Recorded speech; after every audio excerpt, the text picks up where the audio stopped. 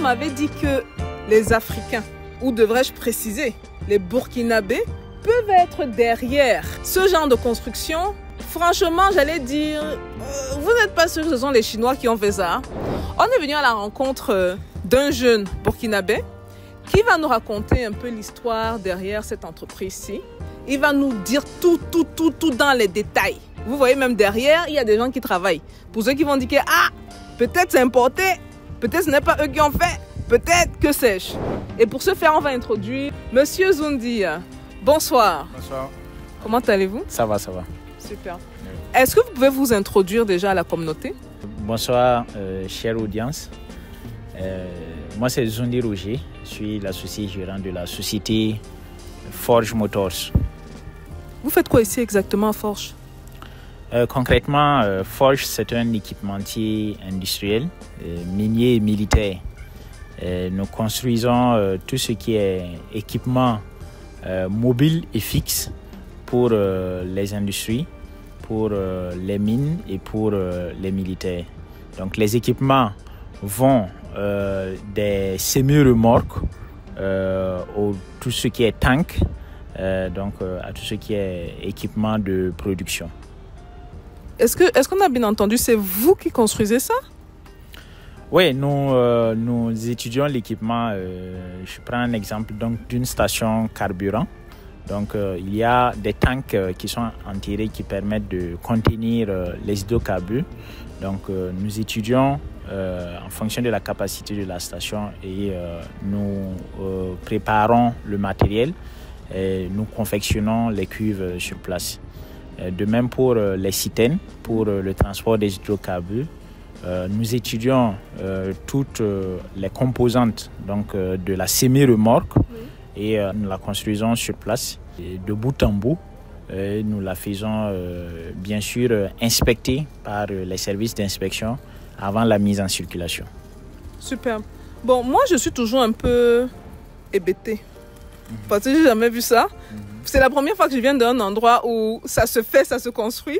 Donc du coup, on va vous suivre. Hein. On pourra voir ce que vous faites. Comme là derrière présentement, qu'est-ce qui se passe exactement? Là, nous avons une citerne 45 000 litres donc, en finition. Et la citerne a deux composantes essentielles.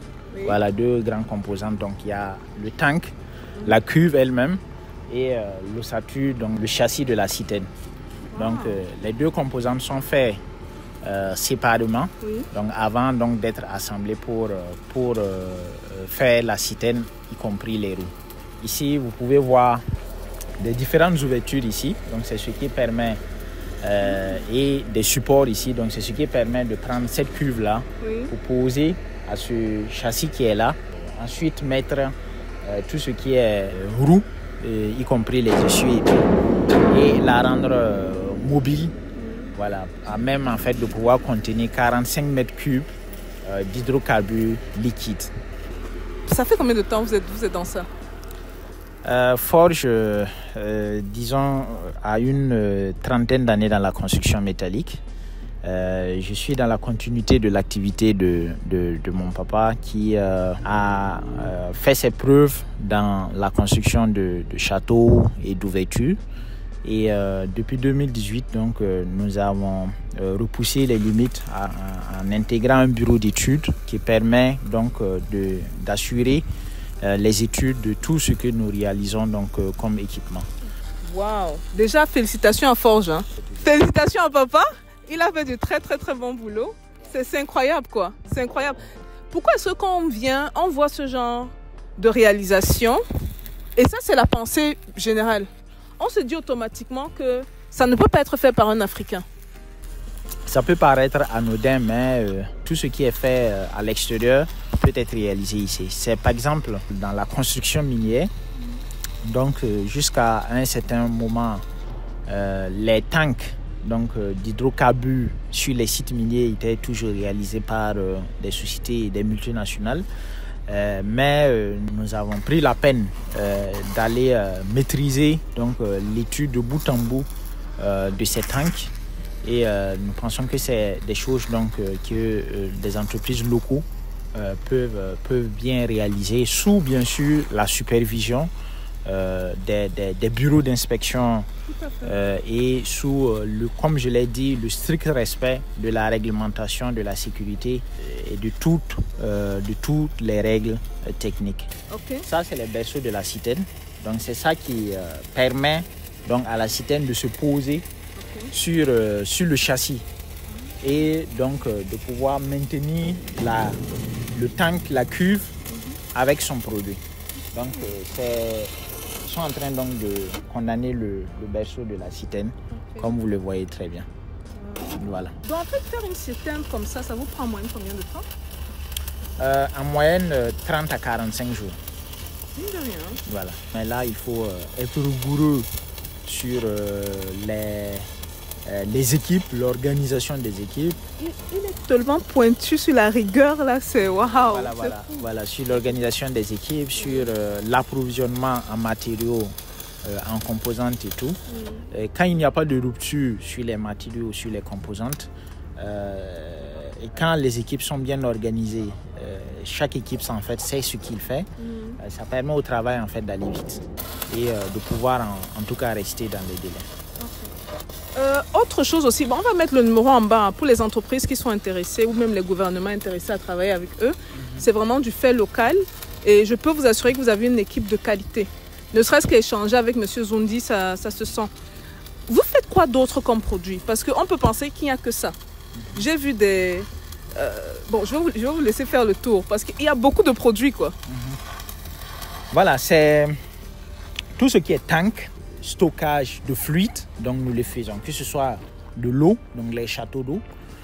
Château d'eau aussi. Voilà, les tanks, comme vous le voyez ici, pour stocker le carburant enterré, donc pour les stations. Ça, c'est un tank, par exemple, de 20 mètres cubes, de 20 000 litres, donc qui permet de stocker le carburant pour...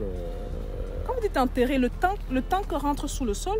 Oui, le tank est enterré. Ok. Voilà. Et puis il y a des tuyaux qui sortent avec le... Pour être alimenté à la pompe. Voilà. C'est quelle matière ça? C'est de la tôle. C'est de la tôle acier. Tôle acier, hein. Okay. Bon, en dehors de ça, j'ai vu également chez nous on parle de bonbons pour l'essence, les ménages. Vous faites également ça pour la maison, des conteneurs également. Oui, tout à fait. Tout ce qui est carrosserie, donc la carrosserie, c'est tout ce qui est carrosserie de la remorque, donc tout ce qui est semi-remorque, que ce soit benne, que ce soit citerne, nous les faisons. Tout ce qui est confection préfabriquée, donc tout ce qui est préfabriqué, l'aménagement des conteneurs, les bureaux préfabriqués, les magasins, donc tout ce qui est aménagement donc à partir de préfabriqués, nous le faisons. Bon, la conversation peut être longue, mais je pense que vous avez entendu le mot rigueur là au moins 50 fois dans la vidéo aussi. Rigueur, rigueur, rigueur. Ce que vous faites ici, c'est fantastique. Je suis sûre qu'on n'a même pas vu même pas la moitié de ce que vous faites. Pour moi, vous êtes la preuve que l'Africain peut réaliser. On est là quand même, ça fait un bon bout, hein. Je sens beaucoup de rigueur. Et je sens beaucoup de sérieux dans la manière de faire les choses. Et très souvent, malheureusement, beaucoup de nos jeunes en Afrique pensent qu'ils ne sont pas capables. Dans la technique, il faut la rigueur. Je ne sais pas si vous réalisez ce que vous faites là. Vous nous faites rêver. Vous nous faites rêver parce que je me dis, s'il y a des Africains qui peuvent faire des produits comme ça à ce standard, un standard international, tout est possible, les gars. Tout est possible. Ça, c'est quelque chose. Maintenant, j'avais une autre question. Est-ce que par rapport au travail que vous faites, vous avez des challenges? Est-ce qu'il y a certaines difficultés que vous rencontrez? Ou bien ça se passera même bien dans l'ensemble? Les challenges, c'est dans les équipements de pointe. Parce que vous savez très bien que l'industrialisation, de façon générale, la construction d'équipements avance très vite. Donc, si vous prenez par exemple la citerne, cette citerne de 45 000 litres, où nous prenons par exemple 30 jours pour la produire en Chine, avec toute la robotisation qui est derrière, eux ils arrivent à le produire en 10 jours. Et c'est le fossé, en plus des équipements, comme je l'ai dit, la maîtrise de la technique, c'est les deux fossés donc, à combler Mais est-ce que vous pensez qu'un jour l'Afrique pourra rivaliser avec la Chine? Parce qu'en termes de produits finis quand même, vous faites de l'excellent travail. Hein. Tout à l'heure, j'ai regardé de proche et j'ai vu, vous faites de l'excellent travail. Maintenant, par rapport par exemple à le temps de productivité, est-ce que vous pensez qu'on pourra, sur le moyen ou le long terme, compétir avec... N'oublions pas que les Chinois sont les géants quand même quand il s'agit de la rapidité d'exécution. Ouais. Est-ce que ça peut se faire? Si oui, on a besoin de quoi exactement? On ne va pas dire que ça ne peut pas se faire, voilà, mais pas à ce rythme, il faut qu'on aille très vite. Vous voyez que nos villes s'endorment souvent très vite. À peine 18h, 19h, tout le monde descend du travail. Voilà, si on va continuer à ce rythme, c'est sûr qu'on nous mettra du temps à rattraper le gap. Attendez, vous pensez qu'on dort beaucoup, c'est ça? Non, pas qu'on dort beaucoup, mais il faut que véritablement, ceux qui sont dans la construction métallique comme nous, on ne se limite pas à, par exemple, avoir des équipes de nuit, avoir des équipes de jour, à travailler en fait la nuit s'il le faut, en fait, pour rentrer dans les délais. Et ça, c'est quelque chose en fait qui doit être incorporé dans les habitudes des ateliers de construction, enseigné dans les écoles techniques, pour que on comprenne que les chantiers ne sont pas juste faits pour être exécutés, les travaux ne sont pas juste faits pour être exécutés le jour, mais aussi la nuit. Ça, c'est un aspect. Voilà. L'autre aspect, c'est de ne pas se limiter à la collaboration locale, mais d'aller chercher des partenaires aussi bien à l'international. Vous avez dû voir dans nos tenues, sur nos tenues, la marque Sany. Donc, Sany est un concessionnaire chinois, donc avec lequel nous apprenons beaucoup de choses actuellement, et que nous allons nous engager sur des projets ambitieux avec Sany. Et Sany, c'est le leader mondial en matière, actuellement en matière de centrales à béton, de construction des centrales à béton. Et nous savons très bien que en allant chercher Sany, c'est de nous ouvrir donc à tout ce qui est moyen donc de construction en fait de nos équipements. Et c'est de cette façon que nous pensons que nous allons pouvoir en tout cas rattraper le gap. Si vous avez un message de manière sérieuse à passer donc à ces jeunes Africains, je pourrais dire que il faut véritablement mettre la barre haute dans tout ce que nous entreprenons. Et mettre la barre haute ne suppose pas chercher à tout prix la visibilité, mais chercher à satisfaire chaque client qu'on a sous la main. Notre préoccupation, c'est que un seul client que nous avons, que nous puissions le garder aussi longtemps possible.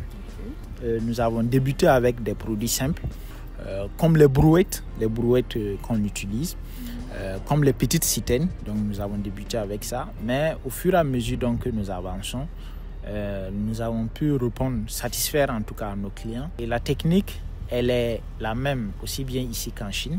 Et quand on la maîtrise, il n'y a pas de raison qu'on ne puisse pas produire les équipements en tout cas de pointe que nous voyons à l'extérieur. Voilà. Maîtriser la technique, transfert de connaissances, si les autres peuvent faire, on peut le faire. Forge Motors, pour moi, franchement, après cette interview, j'ai une perception d'une entreprise très sérieuse. Et franchement, je pense que le papa peut dormir tranquille, hein, s'il se pose encore des questions par rapport à son fils. Je vois de l'expertise, je vois beaucoup de sérieux derrière. Et franchement, c'est une interview dont on doit s'inspirer. Ne vous dites pas juste que tout ce que les Africains font, c'est juste secouer les reins sur TikTok. C'est pas vrai. Et je pense que là, ici, on a un jeune. Hein. Il ne va pas nous dire son âge. Vous voyez le sérieux du gars. Mais c'est pour vous dire qu'il y a des jeunes qui font de très bonnes choses. En plus, on est dans le pays des hommes intègres, les gars. Le pays des hommes intègres. Voilà. Merci beaucoup encore pour l'interview, M. Zondi. Merci bien. À vous le merci. Vous savez quoi faire. Si vous êtes une entreprise, bien sûr, hein, n'hésitez pas à les contacter. Passez vos commandes ici. Ok, ça ne fait aucun sens d'importer quelque chose qu'on peut faire sur place. Si vous voulez faire business avec eux, on va mettre le numéro en bas. N'hésitez pas à les contacter. Et bien sûr, vous savez quoi faire. Si on veut augmenter le sérieux dans la communauté, on partage ce genre de contenu. Ok, on encourage nos jeunes qui dorment à la maison à regarder ce genre de contenu. Voilà. Nous, on est au Burkina Faso. On se voit à la prochaine vidéo.